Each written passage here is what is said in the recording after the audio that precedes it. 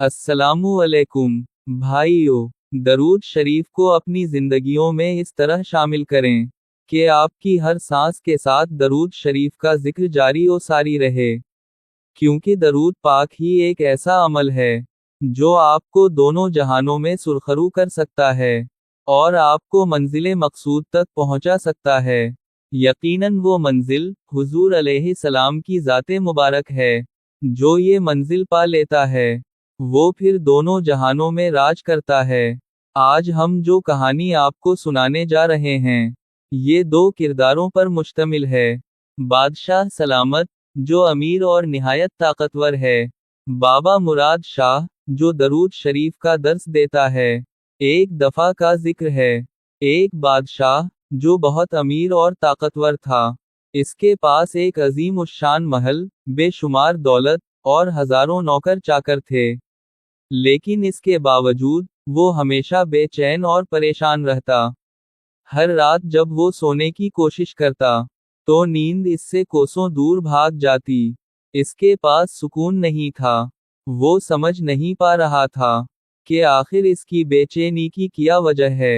एक दिन बादशाह ने अपने वजीरों को बुलाया और कहा, मेरे पास अल्लाह ताला का दिया सब कुछ है, लेकिन मेरे दिल में सुकून नहीं है। क्या तुम में से कोई बता सकता है कि मेरी बेचैनी किस वजह से है?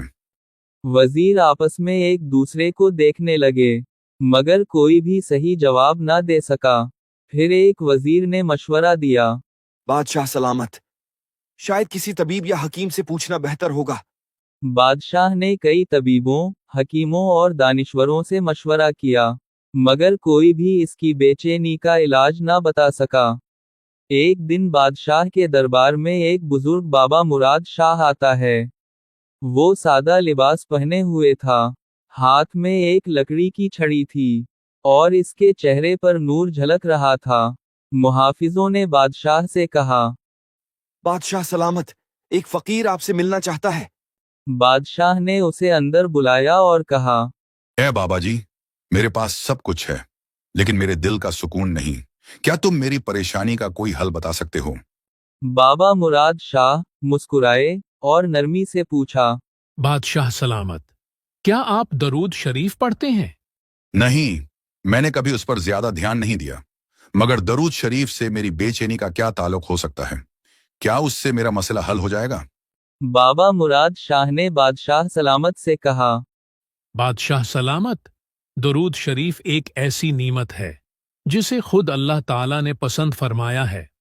जब कोई शख्स हुजूर अलैहिस्सलाम पर दरूद भेजता है तो अल्लाह ताला उस पर 10 रहमतें नाजिल फरमाता है।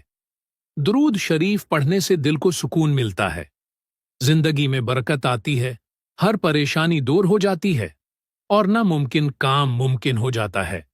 बाबा मुराद शाह की बातें सुनकर बादशाह गहरी सोच में पड़ जाता है। अगर वाकई ऐसा है तो मैं आज से दरूद शरीफ पढ़ना शुरू कर दूंगा। उससे बिल्कुल भी मैं गाफिल नहीं रहूंगा।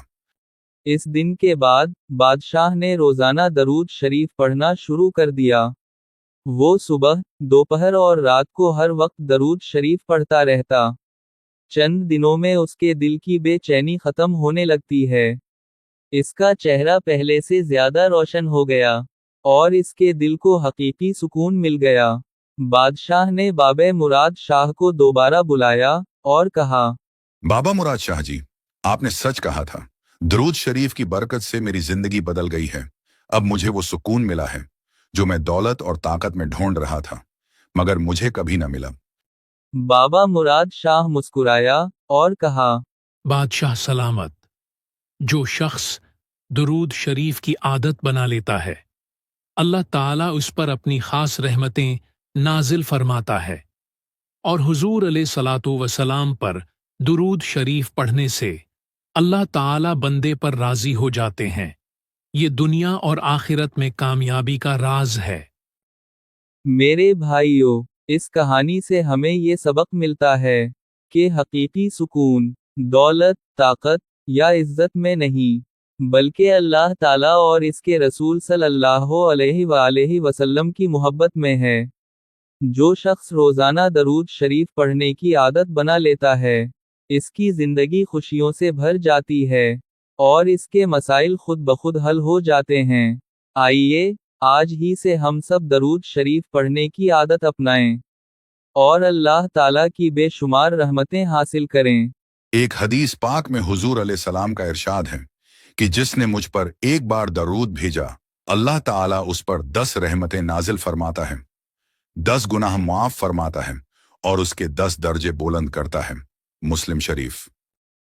اور آخر میں دعا ہے کہ اللہ تعالیٰ آپ کو اور مجھے نبی کریم صلی اللہ علیہ وآلہ وسلم پر کثرت سے درود شریف پڑھنے کی توفیق عطا فرمائے۔ آمین۔